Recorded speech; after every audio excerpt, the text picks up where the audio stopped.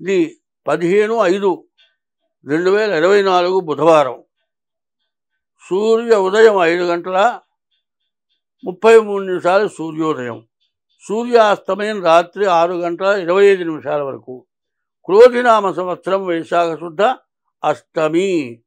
మరి ఈ రోజున బుధవారం, అష్టమి బుధవారం.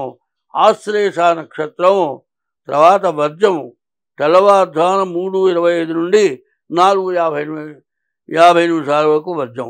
ఈ రోజున మనం చేయదగిన పనులు ఏమిటయా అంటే, ఈ రోజున బుధవారం బుధుణ్ణి పూజించాలి. అష్టమి సుబ్రహ్మణ్యేశ్వర స్వామిని పూజించాలి. ఆశ్లేషోరగ సార్పాహి భుజంగ వ్యాడ సమగ్నిక. ఆశ్లేష నక్షత్రం సర్ప నక్షత్రం. సాక్షాత్తు సుబ్రహ్మణ్యేశ్వర స్వామికి అష్టమి. ఆశ్లేష నక్షత్రం అష్టమి. తర్వాత కాలసర్ప దోషం ఉన్నవాడు కూడా ఈ రోజున సుబ్రహ్మణ్యం స్వామిని పూజించడం చాలా అవసరం. బుధవారం బుధుడిని పూజించడం. తర్వాత ఈరోజు నక్షత్రం వచ్చేప్పటికల్లా ఆశ్లేష నక్షత్రం, కర్కాటక రాశి. చంద్రుణ్ణి మరి సర్పాన్ని, బుధవారం బుధుణ్ణి పూజించడం చాలా విశేషము. ఈ రోజున విశేషమైన రోజు ఏమిటి? సుబ్రహ్మణ్యేశ్వర స్వామికి అష్టమి. ఆశ్లేష నక్షత్రం బుధవారం.